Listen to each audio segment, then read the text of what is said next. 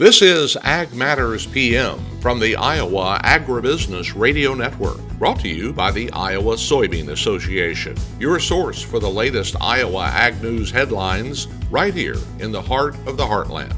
With reports from our award-winning team of Dustin Hoffman, Riley Smith, Mark Magnuson, and Andy Peterson. Now, from the IARN studios in Des Moines, here's Mark. Hello and welcome into Ag Matters PM on the Iowa Agribusiness Radio Network. I'm Mark Magnuson. Today is Monday, March 31st, 2025, and we're so glad you can join us for today's show. In today's episode, I will be joined by Robin Schmahl of agmarket.net for our closing markets. But first, we are joined by Andy Peterson as he visited the Celebration of Ag, was able to catch up with a couple of people for conversations, including Andrew McCrea. He was the keynote speaker at Celebration of Ag. And then we will hear from Adam McCrea, an FFA student.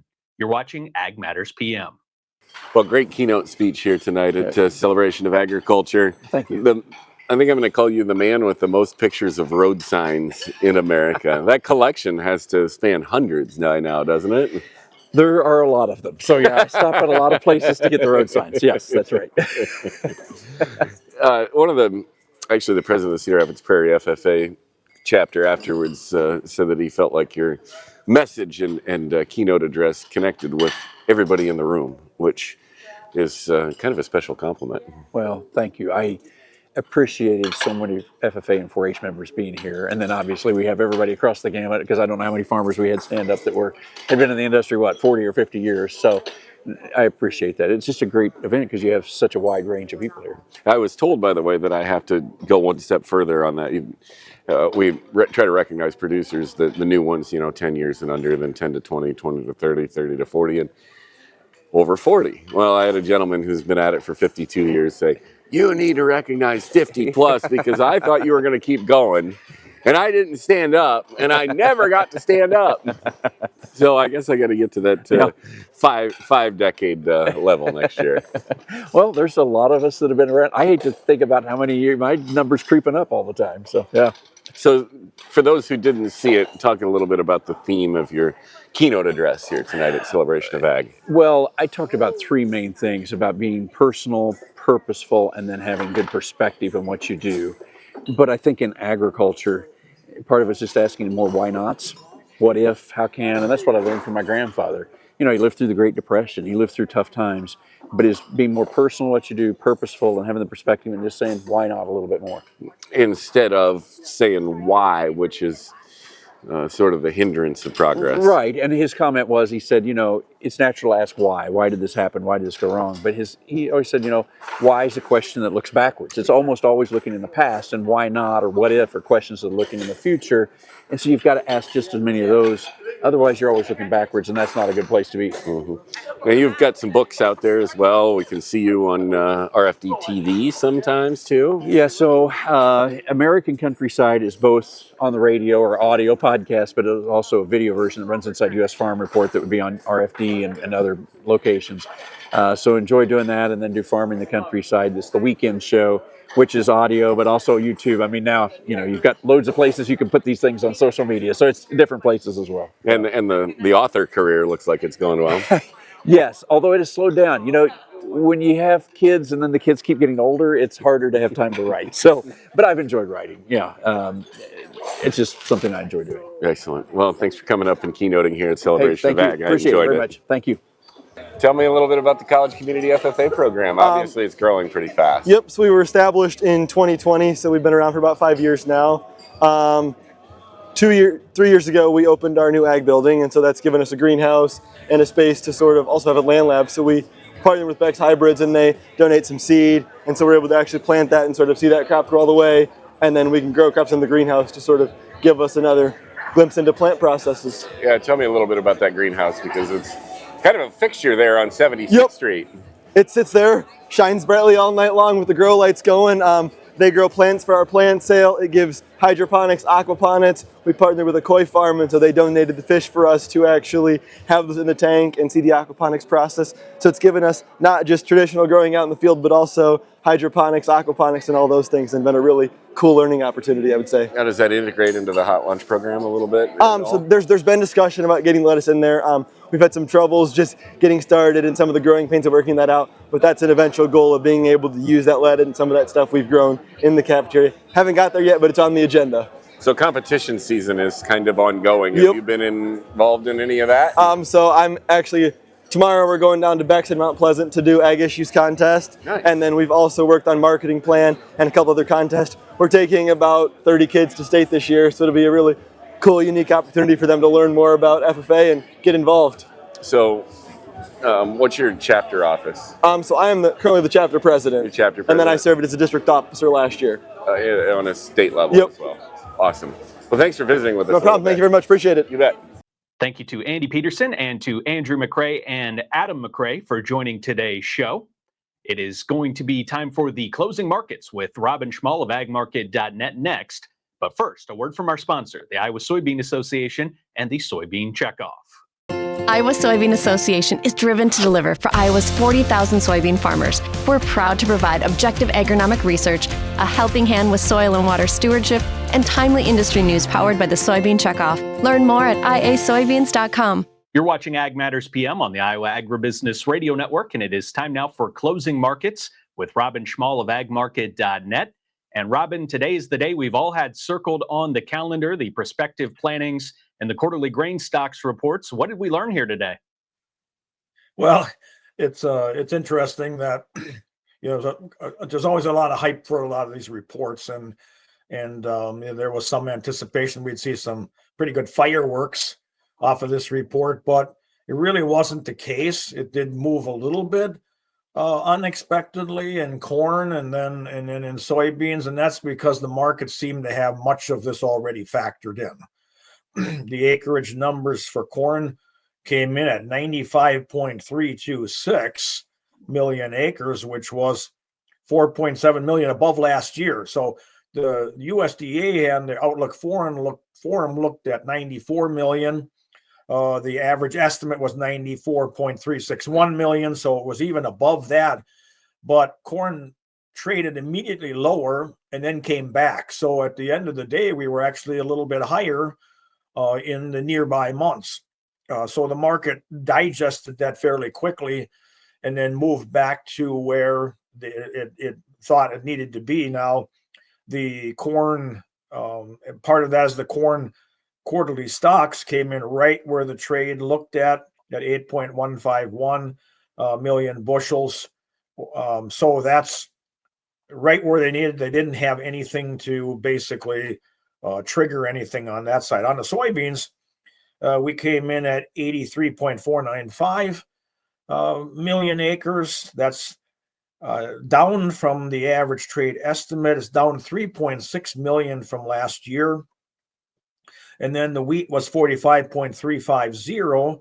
That's down a little bit, or about a million acres from the average trade estimate, down 729,000 acres from a year ago. That really supported the wheat market. So we saw wheat, up 8 to 9 cents going into the end of the day.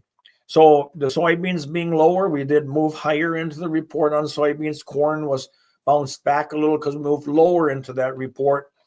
So now the market will be looking back at, what are going to be the impacts off of Liberation Day on Wednesday with some of the tariffs going into effect, what's going to be happening as far as weather is concerned, as we start to see a little bit of planting in some areas started, but nothing in earnest at this point in time. Now, looking back at that report, the acreage on corn, we saw a 3% increase in acres in Illinois, 4% Indiana, 5% in Iowa, 5% in Nebraska, and Kansas up 2%. And South Dakota was up 7%. Now, both Dakotas, South and North Dakotas, are looking at a record planted acreage. There were only 8 states that showed acreage decline. On soybeans, Illinois was down 3%, Indiana down 2%. Iowa down 4%, Nebraska down 6%, Kansas down 5%, and South Dakota down 6%, with only 6 states showing acreage increases. So you just see the different dynamic there between those. Export inspections were really good. Corn, soybeans, and wheat above trade expectations. China did block BlackRock's $23 billion deal to buy Panama Canal ports. So, that's been something that's been in the news. And Canada and Mexico have initiated an early USMCA trade negotiations with initial discussions actually being termed as positive. On the other side of the ag marketplace, what happened with the trade for cattle and hogs here on Monday? Well, cattle and hogs were both under pressure. Cattle has not been able to capitalize on the bullish cattle on feed report last week. The market topped prior to that report. It's been kind of holding in there, but it has not been able to push back up there again. It's uncertainty about what could be happening when further the broad sweep of export tariffs come into play. Southern cattle last week traded $1 lower. Northern dressed cattle were about steady to, for the most part. There were a few of the packers, regional packers, that paid up to $10 higher. So they were short bought, but that did not impact the market. That most of that trading was done at the close Friday. It did not impact the market today because cattle futures were lower. Box beef was higher. Choice was up 101, select up 49 cents. But I think the bigger thing now is a concern over, could there be a recession? If there is a recession, if there's some fallout from these tariffs, could we see a slowing of that demand? And technically, maybe the market is tired, as we term it. It's been going up for so long. Maybe it just needs to be a sizable price correction. If demand slows, doesn't make any difference what your cattle numbers are, you are going to see lower prices. On the hog side, there was little for traders to get excited about. Now, the hog and pig report was friendly to the market, but that has not had much of an impact. And we're actually really seeing, like, the summer months, June and July, starting to trend lower. That's usually our higher months, better demand. They're starting to trend lower with today's decrease. We did have a big move on Friday, opened higher, came back down, closed on the lows, now under more pressure today. National Direct, our morning report for cash was up 54 cents. That's unusual. Usually Mondays don't show stronger cash. Packers must be wanting to buy a little bit earlier. Cutouts were up $1.44 today. They just keep chopping back and forth and have not been able to provide solid support. He is Robin Schmahl of agmarket.net, my guest here today. Robin, what's the best way for our viewers to get in touch for more marketing information? You can call me directly at 877-256-3253 or go to our website, agmarket.net. The phone number 844 is on there. You can feel free to call in and somebody will be glad to answer your questions. Robin, thanks so much for the time here today. Always appreciate it, and have a great rest of your week. All right, thank you. I always appreciate being on. Thank you to Robin Schmahl of agmarket.net for the closing markets here today. Let's take a look at how the numbers finished up in the markets in the ag marketplace. And you can find that information anytime under the markets tab of our website at iowaagnet.com. May corn closes up 4 cents at $4.57 1/4. May soybeans down 8 1/4 at $10.14 3/4. May soybean meal down 80 cents at $2.9270. May soybean oil down 27 cents at $44.89. Chicago wheat up 8 3/4 at $5.37 even. Minneapolis wheat up 12 cents at $5.93 even. Kansas City hard red wheat up 5 1/4 at $5.57 even. May oats down 4 cents at $3.46 1/4. On the Merc, April live cattle down $1.02 at $207.80. April feeder cattle down 47 cents at $286.45. April lean hogs up $1.02 at $87.72. April pork cutout unchanged at $98.07. Class 3 milk down 7 cents at $17.10. That wraps up the closing markets for today and brings us to the end of today's show. You can find all of our content on our website at iowaagnet.com. You can also follow us on social media at Facebook, X, TikTok, and LinkedIn. And don't forget to subscribe to our YouTube channel. You can also listen to our morning, midday, and closing market podcast wherever you find your favorite podcast at Apple, Amazon, Spotify, and Podbean. And you can also find our daily episodes of our Iowa Ag Matters podcast in those same locations. From the Iowa Agribusiness Radio Network studios in Des Moines, I'm Mark Magnuson. For Riley Smith, Dustin Huffman, and Andy Peterson, we thank you for watching. This has been Ag Matters PM.